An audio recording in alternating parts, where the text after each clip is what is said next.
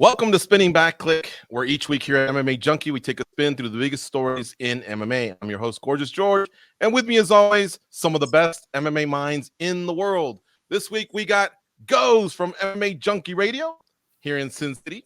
We got one of the best reporters in all of mixed martial arts, Mike Bond in Toronto, and he's back, the multi-talented Matt Wells from the editorial team out in Big D.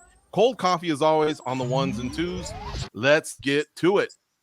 Alexander Volkanovski defeated the Korean Zombie in the main event at UFC 273. This was his third title defense, and now he takes his overall record to 24-1, 11-0 in the UFC. Very impressive. Though a third bout versus the former champ, Max Holloway, does seem likely, Volk seems to be interested in competing at lightweight. What are your thoughts on his performance, and what do you think of him exploring champ status? 4 minutes are on the clock. Goes, you're leading off. Well, first and foremost, I thought Alexander Volkanovski looked fantastic. It's the second straight fight where people who paid for the pay-per-view, paid good money, were actually screaming at their television sets saying, hey, I think this needs to be stopped. That's how dominant he was. And he was dominant over a very good fighter, a Korean Zombie who doesn't really get that much credit, but he didn't have very good moments in that fight. That's how good he is.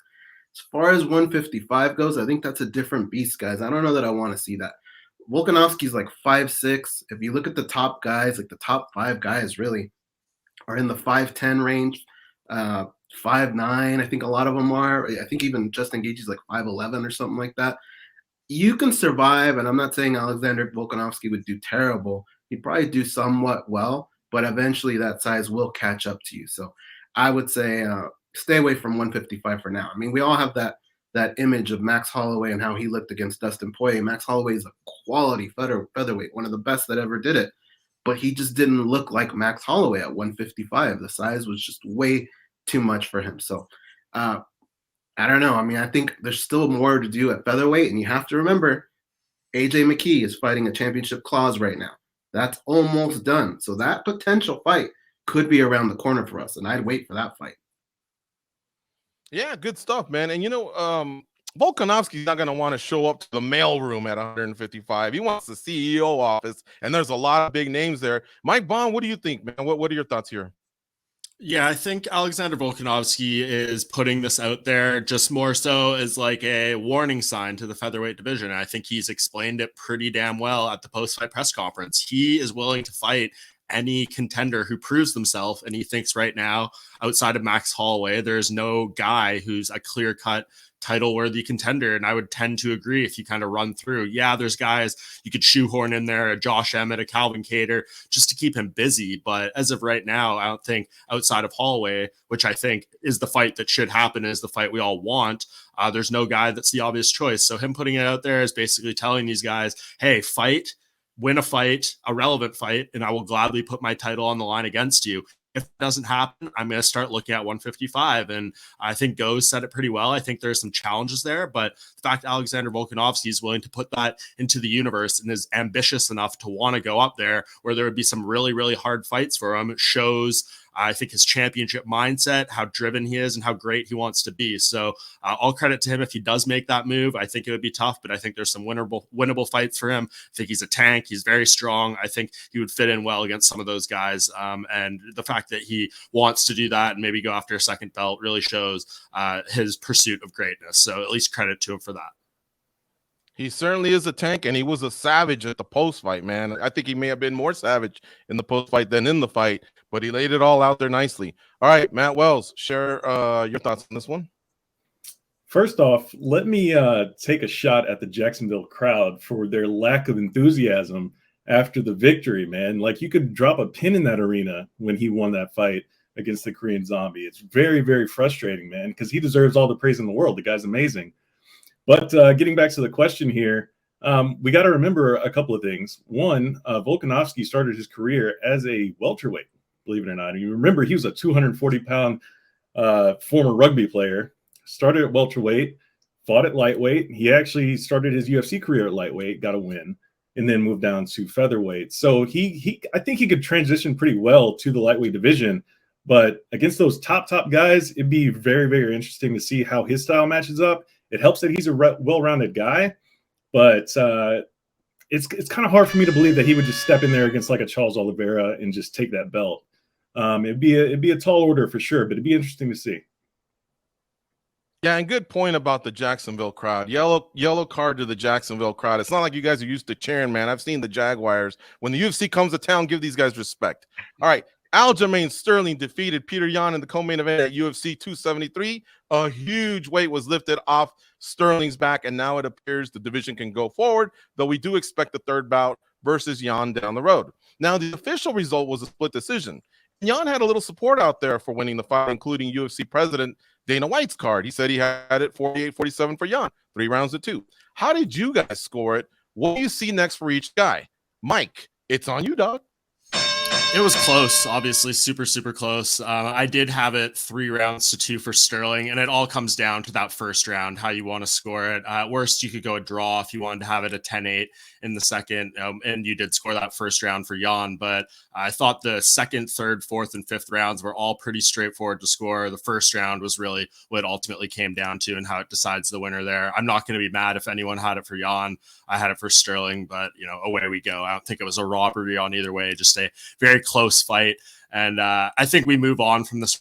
I think there's fatigue there between these two at this point, just for how long it's gone on, the fact we had a cancellation, all that stuff. So I think I'm a little worn out, and most people would agree with these two fighting each other right now. But maybe something could happen down the line. But I think there's some pretty, obvious fights for these guys coming up. The bantamweight division is the best in the game, in my opinion, and there's no shortage of matchmaking potential there. I think the TJ Dillashaw fight is really, really intriguing for Sterling. Of course, if you wanted to circle back to Jose Aldo and Dominic Cruz, some of these legends of the division, I'm sure Aljamain Sterling would embrace that idea. Henry Cejudo is lingering too. So bantamweight is extremely deep and some great fights there. And, Petr Yan could fight really anyone from the top 10. In my matchmaking column post-fight, I said I'd love to fight him to see him fight Merab Dvalishvili, just because I love the storyline there. Aljamain Sterling, a teammate and a good friend, would probably be in Merab's corner for that fight against Yan. So that would be fun. I think there's a lot of dynamics there. So,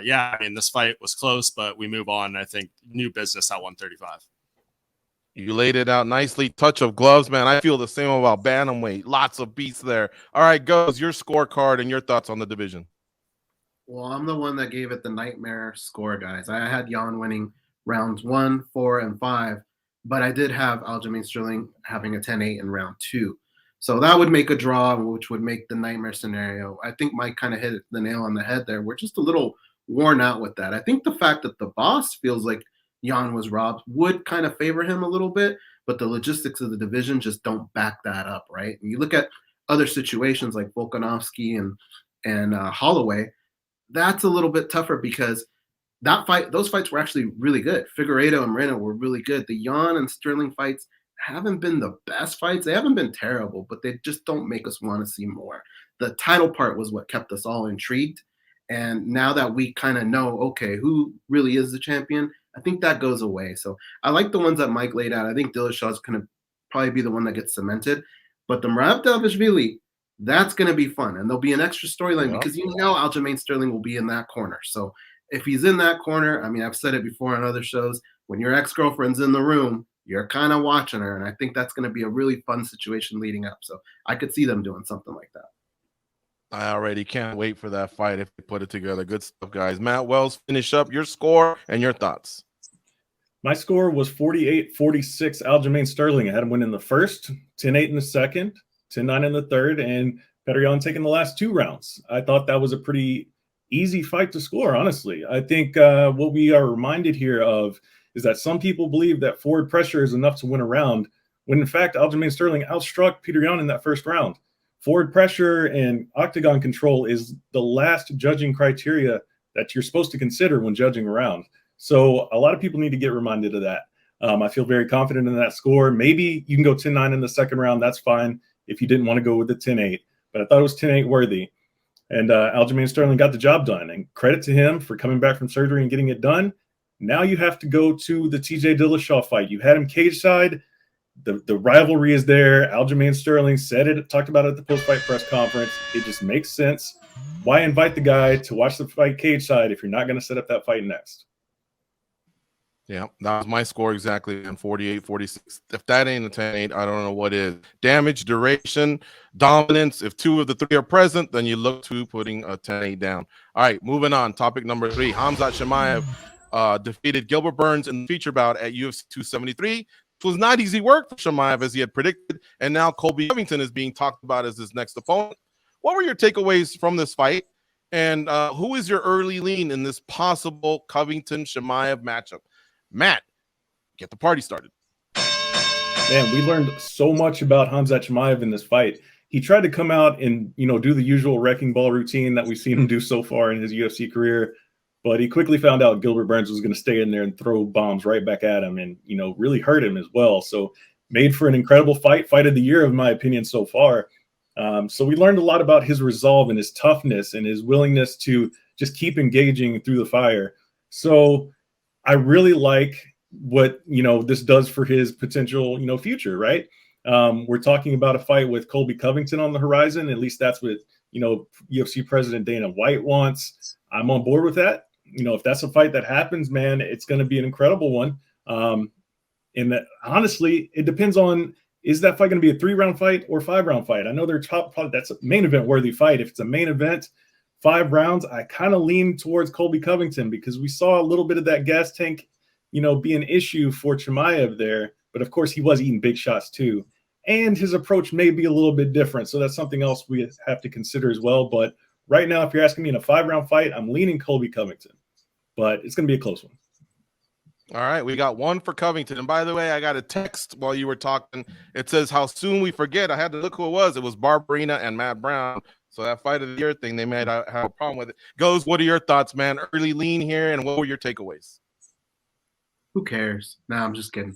I think we learned a lot from that fight. The invincibility label that had been kind of attached to Khamzat Chimaev, I think that started to slip away. What really hurt him, I believe, is his own smack talk. The way he talks smack about Gilbert Burns and who he is, his size, right? He just didn't fight to the level of the smack talk. And I think that's actually what's going to end up hurting him. Gilbert Burns is the 155er that went up to welterweight, right? But he was still able to hurt Chimaev. And at the end, I think it really just came down to cardio. And Matt said it right. Like, if this goes into 4 or 5 round range, we know what Colby Covington can do there. We know what Kamaru Usman can do in the 4th and 5th rounds. We're not too sure if Khamzat Chimaev will be able to perform that way in those rounds. So I think what he really needs to do is figure out when to hit the gas and when to hit the brake if he wants to compete with some of these higher guys. I do feel like there is a little bit of work to do there. So early on, my lean is towards Colby Covington. I'll tell you who learned the biggest lesson that night, the odds makers, because they got that one way wrong. They sure did. But in the end, Khamzat Chimaev did. And yes, he does have to taper down now. That smack talk. I was on the backbone. I was going to send Mike Bond in there and call his bluff. He would not have come out the winner if it was Burns and Bond versus Chimaev. Mike Bond, what about here? Is it unanimous Covington across the board, or can you put it aside and maybe make Chimaev the winner here? I mean, I think Khamzat Chimaev, this was only a positive. I mean, I think a lot of people are being way too hard on the guy. He went in there in his 11th fight against Gilbert Burns and went through hell, and he's going to learn so much from this performance. He seemed to know right after. I asked him at the press conference, like, do you know what went wrong here that didn't make it, the smooth victory or the dominant finish you kind of had predicted? And I think his coach had a really good Instagram post today as well that we have up on the site on a story on MMA Junkie talking about how, if he had just kept things more basic and not brawled straight punches, et cetera, this would have been a lot easier of a win for him. So I think Khamzat's going to learn a ton from here about pacing himself, about risk taking, about all these little things a young fighter has to learn over time. And instead of learning it against, a guy who's way down the rankings, he learned it against the number 2 guy in the world. So that's only going to help him going forward. The Colby Covington fight is extremely fascinating. I think it's a better style matchup actually for Khamzat, just because Colby is, I think, a less dangerous striker from a power perspective. And I think he could maybe try to put more wrestling on him without the worry of a Gilbert Burns elite jiu-jitsu game. So right now, I've said it a few times leading up to this week, I think I'm going to keep picking Khamzat Chimaev until he loses the fight. All right, a vote goes in for Khamzat Chimaev. Great fight. Yes, it is possible for the year. All right, moving on to topic number 4. Weili Zhang versus Joanna Jedrzejczyk 2 is booked for early summer. To be exact, June 11th at UFC 275, it appears. This is a huge fight. However, both ladies are 0-2 versus the undisputed champ, Rose Namajunas. Can we accurately frame this as a number one contender fight? What are the stakes here? Also, this was a spectacular 5-rounder, if you guys will recall, a fight of the year with many publications. Should it be a 5-rounder this time, as it won't be the main event nor a title fight? It's back on you. Go start things off. You got 4 minutes. Well, yeah, I think, whether it's a 3-rounder or a 5-rounder would be a very big difference, especially the way both these females fight. They're so tough, and the pace that they carry. I feel like we would be a little bit robbed of that fight if it were a 3-round fight. So I anticipate they would make it a 5-round fight. It's a difficult situation. Both have lost to the champ, and that's what makes things so difficult. So you can always get some of these girls that are in that next tier, but I don't feel like they've stepped up in the way that we want them to. So you look at people like Mackenzie Dern, right? She's tough, and you can always plug her in no matter what, because you can always go to her grappling pedigree and say, well, what if she gets her down? Then it's a different story. It's very sellable, but you can't bring her in without talking about Marina Rodriguez, who has an even longer streak and a win over Mackenzie Dern. So it's interesting. The UFC is going to have a really tough job on their hands here. Also, what if Carla Esparza wins? Then I think things start to liven up a little bit. I think that's if Joanna wins. You match her up there. You don't have to worry about the instant rematch, because then Rose Namajunas is in the same boat with 2 losses to the champ. So it's a really strange situation, but it's a lot of fun to talk about, guys. For sure. And yes, Carla Esparza, man, the way she's been wrecking, she definitely has a shot to beat Rose Namajunas for the second time. All right, let me get your thoughts on this, Mike Bond. Yeah, I think goes pretty much, hit all the major points there. It's obviously going to be hugely dependent on what happens between Rose and Carla coming up next month at UFC 274. And after that, I think we'll have a kind of a clear answer how this second rematch unfolds between those two. If Rose wins, I mean, part of me doesn't want to see her fight, whether it's Weili or Joanna, just because she has fought like 3 or 4 different people in the past 5 years. We need some fresh names. God forbid Jessica Andrade beats Amanda Lemos coming up in that main event later this month. Maybe they talk about a trilogy there with Rose and Andrade. So the options are kind of limited in terms of the opponents Rose has fought. Well, I guess we just have to see these fights unfold. Of course, if Lemos wins, she's kind of a new face in there as well. So it's hard for me to say specifically what should happen here, what the stakes are between Joanna and Weili. It's going to depend on how the other fights play around them. But of course, those two are huge names. The UFC has huge backing for Zhang Weili in China. She is significant to that market. Joanna Jedrzejczyk is a legend of this division. She's always kind of someone you could plug into a title fight. So will they get the shot? I don't know. But at worst, they're in a really good position. Yeah, Mike Bond always hitting it there with the stats, and he's right. Torres twice, Esparza soon to be twice, Andrade. Oh my gosh, a lot of repeats there. Matt Wells, give me your thoughts here on this big fight that was signed over the weekend. Yeah, I would. I love the matchup. Run a fight of the year back anytime for me. I'm in on it, right? But the winner of this one is going to find themselves in a very interesting spot. I think if it's Joanna, it really depends on how active does she want to be, right? Because we haven't seen her fight in almost 2 years. Does she want to get right back in there? Or does she want to wait and see if, the UFC will make that third fight with her and Rose? That's what it's going to come down to for me. I think, Zhang Weili will want to get back in there pretty soon. She always stays active. But I want to see this rematch streak break with Carla Esparza, like the guys have said already, man. I'm tired of seeing her having to fight the same names over and over again. Let's get her some fresh meat. Marina Rodriguez has done enough. I think she's ready for a title shot. Obviously, Carla Esparza is getting her chance again. So if Carla Esparza doesn't get it done, let's get Rose some fresh meat, please. And who else is right there knocking on the door as well is Mackenzie Dern. She got a win this weekend as well. So I think one more win for Mackenzie Dern in the meantime can put her in position to get that title fight. Let's just do something different. Let's shake it up in the strawweight division, please. Yeah, well, we can say that Marina Rodriguez has earned it, and for sure Esparza earned her shot. So I look forward to all these fights. It's my favorite division in women's MMA. It's just stacked with so many opponents, or so many contenders. All right, topic number 5. So Bellator 277 takes place this Friday, and it features 2 great fights in the main event and the co-main event.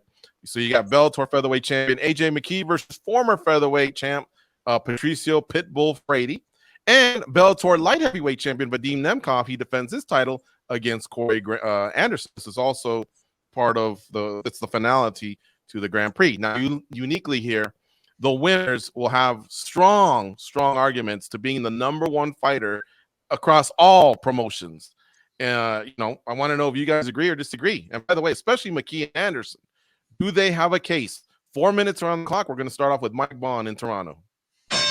I'd actually disagree a little bit there, George. I think, if Vadim wins, he's the person that has the stronger argument between him and Corey Anderson, just because I don't think you can really pull some of those head-to-head matchups in play.